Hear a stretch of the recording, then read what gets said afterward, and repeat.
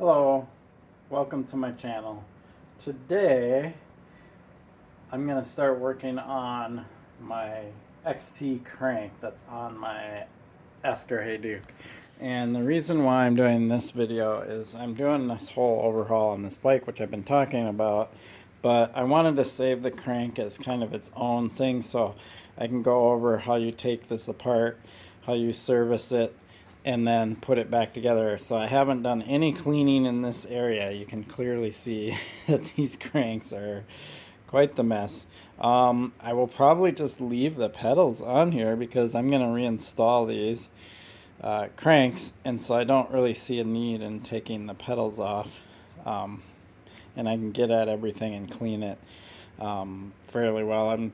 Cleaning the crank arms is the easy part. It's getting down into the bottom bracket that's the tricky part. So let's go ahead and get to this, and I'll show you how to do it.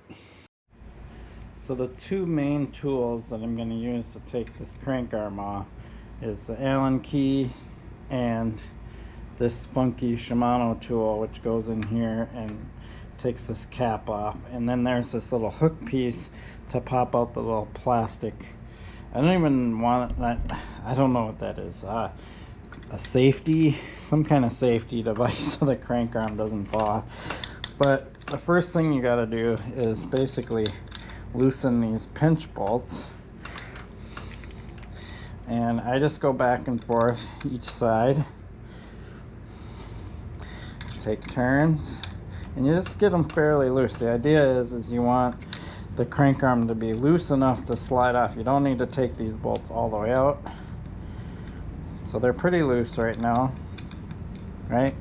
So that should be loose enough for the crank arm to come off. Then you take this guy, you fit it in there through all the dirt and grime, and then you basically take,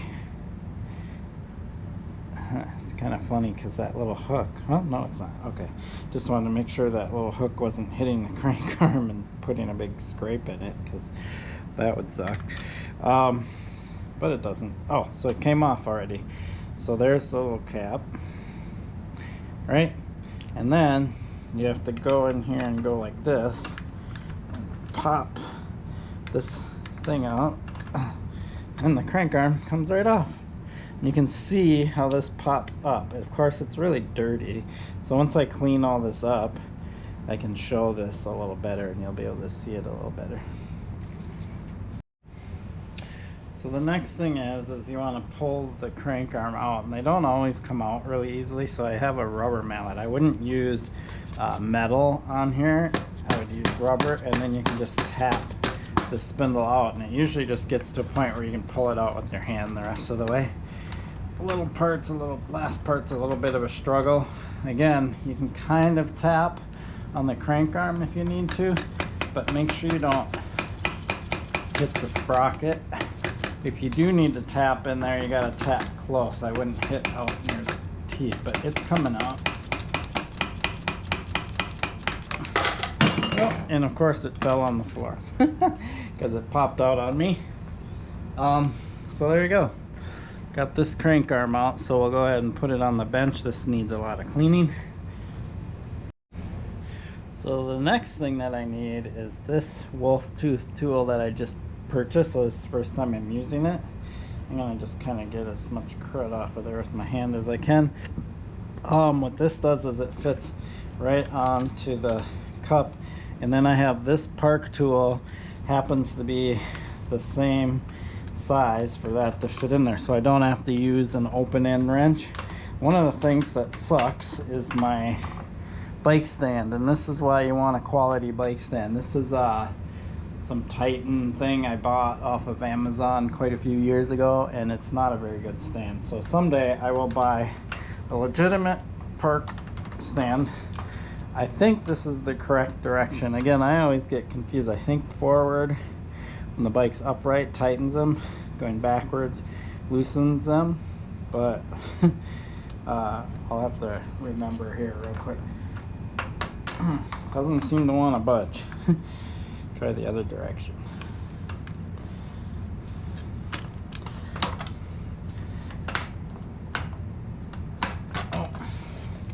those are on there really tight. And what kind of sucks is because I can't trust that look at how much movement that is, and you can hear the stand creaking. So I might have to figure out a better way to leverage this so I can tweak this and get it off. So part of the reason I couldn't get it off is I was wrong. I actually have to loosen it towards the front of the bike, right? And that both sides will do that, and then tightening when it's upright will be towards the back of the bike. So that's, I think, opposite of what the pedals do. I don't know, I'll double check, put some info in the description. But look how I put my bike so I can get better leverage on it. But one thing I did do is I put some rags underneath the brake levers on the floor so I don't scratch up my brake levers and everything. So if you ever do flip your bike upside down, put cardboard, put a little rug or something underneath where your handlebars are, and make sure you don't have anything mounted on your handlebars that's going to potentially break. And then I can get much better leverage, and I can just put my weight into it and loosen it. I already loosened this one. Now I can get that off of there. So good reason why you want a nice bike stand that you can really crank on stuff on your bike without the stand being all wobbly. So all this money I spend on things, I should probably invest in a good bike stand. So there we go. So let's get this one out. We'll go ahead and put that over on the bench. Now, this one I know goes towards the front of the bike. So this is the one that I believe is opposite, because this would normally be the direction of tightening. That tightening is righty tighty, lefty loosey. But this one is going to be the opposite. So I just turned it to the right to loosen it, which is opposite thread.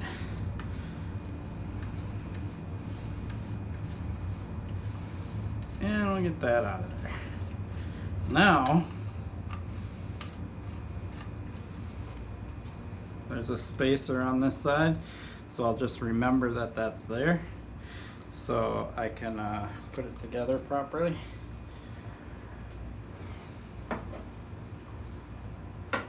Now you can clearly see how dirty this area is, so time to do some cleaning. Now I have this whole area open to just clean, and I don't think you want to watch that part. Wow, that was so much work, and it still isn't perfect. It's like, whatever. Definitely good enough to where I can put the crankset back in. So let's go to the workbench and look at that stuff and clean it up. The number one most important ingredient here is the coffee. Alright, kind of bummed, but they have a little Esker Montana sticker on the frame, but I noticed it was peeling. You can see that, and so I took it off. Maybe I'll see if they can send me another one, because this is just such a cool sticker. I don't want to not have it on my frame, but it is what it is. So here are the bottom bracket pieces. One of the things I'm noticing is there's not a lot of dirt inside. It's mostly on the outside. So I'm gonna try and clean this. I'm probably gonna have a hard time not getting it on the thread, so I might have to clean the threads. But I did notice that inside the bottom bracket on the bike, it was also very clean, so I don't need to go totally crazy. This seems pretty clean, so I'll just get in there, clean this up. I do have a little brush thing I can use. I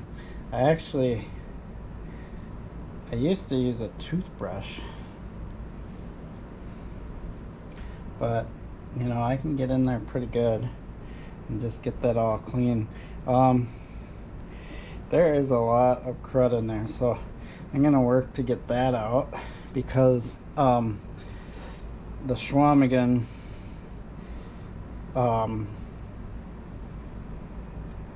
was really muddy. So I actually might want to see if I can pop this out somehow. Let me look into that and we'll see how that goes. I got it mostly out. I took this out. One of the things is I can spin it and I can feel that there's no crud. I don't feel granules in there, so I'm reluctant to take things apart.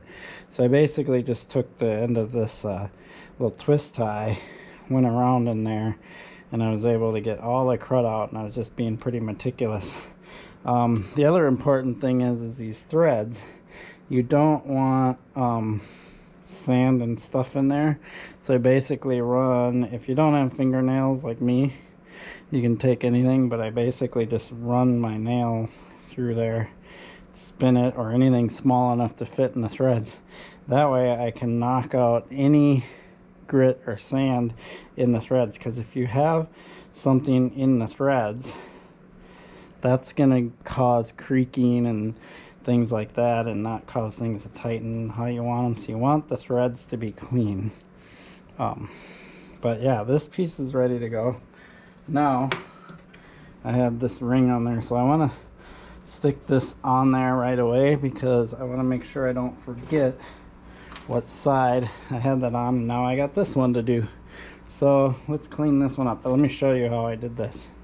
Again, this feels smooth, so I went in there and you can see how I can just dig all that crud out of there. So that's basically what I did.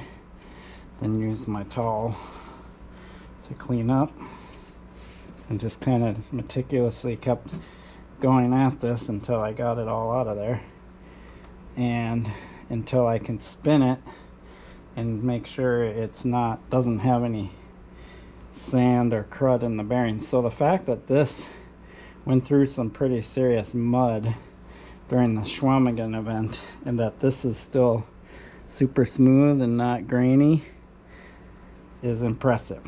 So I think the bearings, you know, being sealed and all that, really does protect the bearings from, you know, outside elements. Now to get to this part, this isn't as crucial because there's no bearings or moving parts, so mostly I'm just cleaning this for looks, and you know, to get the chain ring cleaned off so the chain runs on there smooth. I'm not going to use the nice clean rag for the start of this. Start with my dirty rag and then I'll move to the clean rag. But basically I want to get all this crud off the teeth.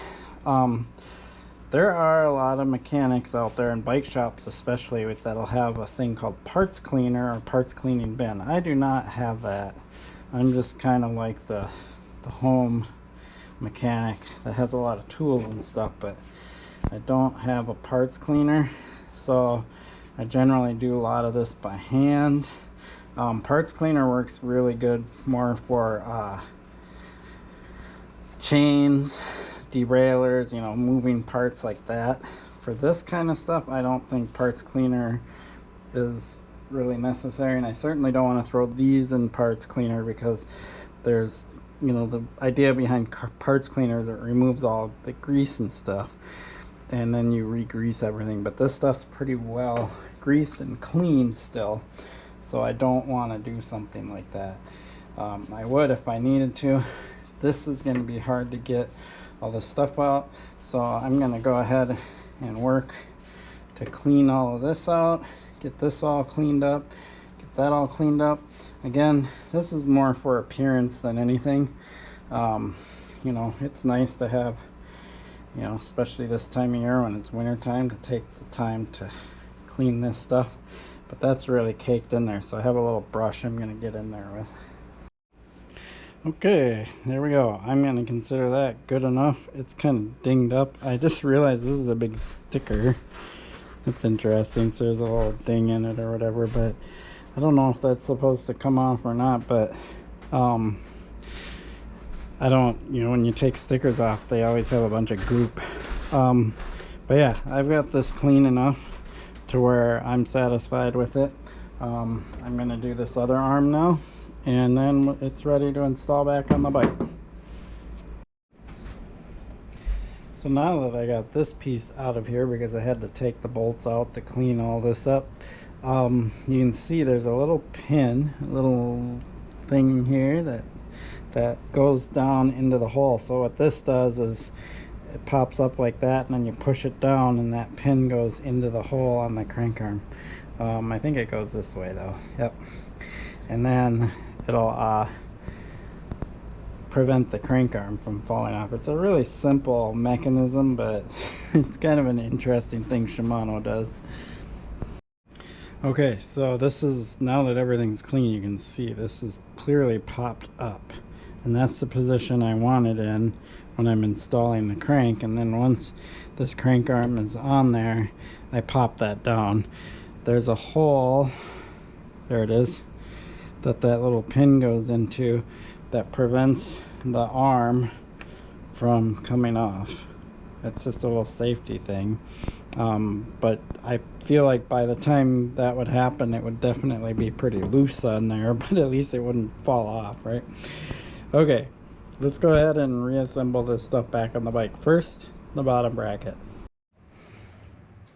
So there's always debate about this, to grease or not to grease the threads. I always grease the threads. I haven't really had an issue. I disassemble my stuff enough and clean it to where that isn't an issue. I noticed there was some of that white.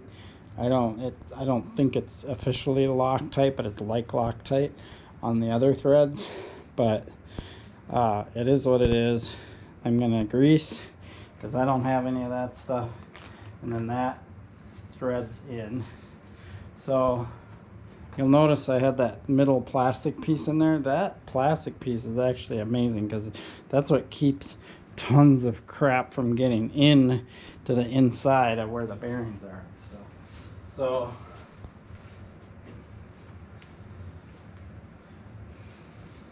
basically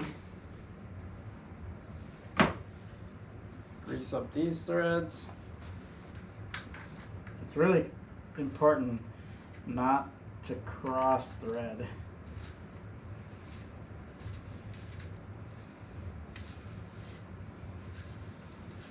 Sorry. All right.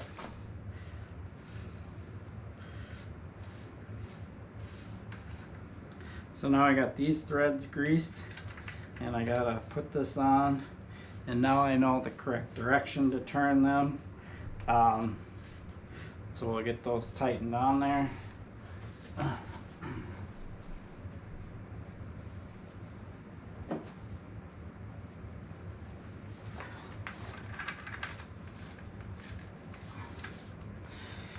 I honestly don't know if it matters what side you do first.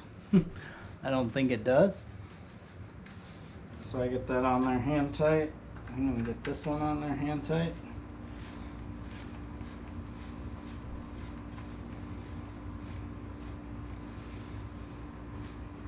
It's kind of neat about this tool is I think that you can use one of those other wrenches, not a bottom bracket tool. Maybe it is like a bottom bracket tool, the bigger size on there. But I personally like the chain whip tool.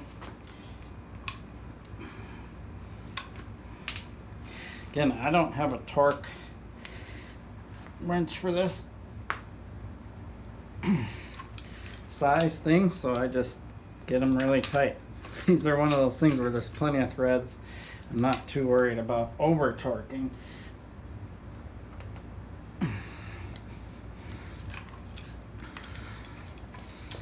There we go. Now we'll put this back in the stand and put the cranks back in. So here we go. Putting the cranks back in. I basically slide this side in. Goes in by hand.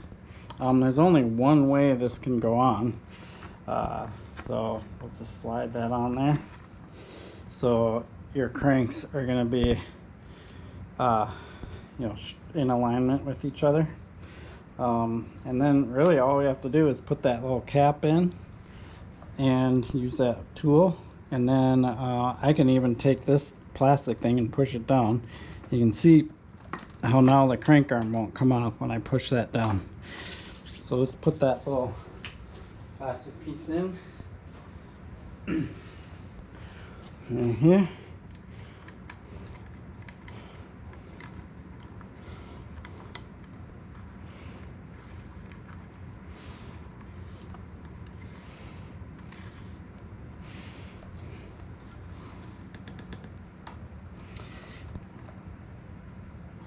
I don't think that has to be super tight. I do think that the big thing that holds the crank arm on are the pinch bolts. Get that in there again.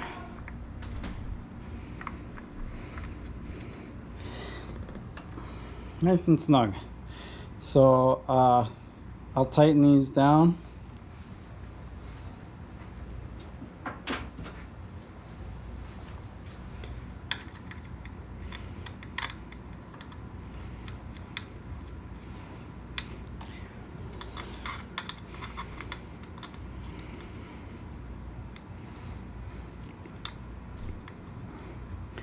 Get them pretty snug, but these do actually have a torque spec on them, and I do have a torque wrench that will fit these. So I don't know the torque that they require, so I will look that up and then torque these down to the proper torque with my torque wrench.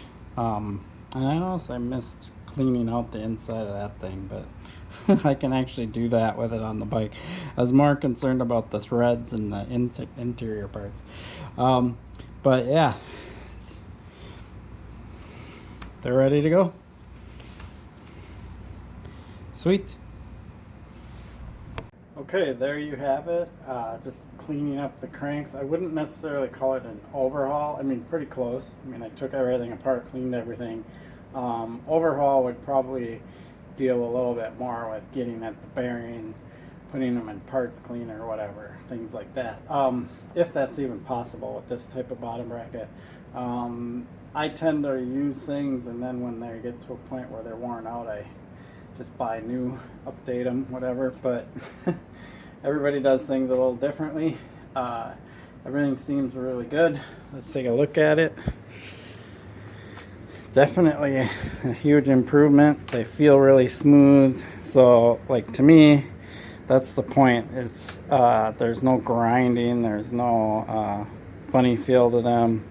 They spin well, things like that. So yeah, that is a huge improvement considering what this area looked like at the beginning of this. I couldn't get every little bit off. I tried, I scrubbed, I did whatever I could. I don't think this will ever be perfect, like brand new. I still got some work to do up here. This red stuff is it's literally just caked on there. Really hard to get it off. So I got to work at this a little more. I'd like to get this area cleaned up. And then, of course, I got the rest of the bike. Clean up the back end a little bit before the carbon wheels go on. Same with the front, getting behind the brace, stuff like that. So the bike has had a pretty much an overall general wipe down. I still got to get underneath the seat and stuff like that. But now it just needs the more fine, detailed cleaning, where sometimes I have to take things apart and get in there to clean them, and so on and so forth. But yeah, it's looking really good. Sweet. XT crank overhaul. Don't know if you noticed the difference if you watched my XT crank that I installed on my Rustler and this crank. They are actually different models. The ones on the Rustler are M8000, which are actually designed to have 2 chain rings on them.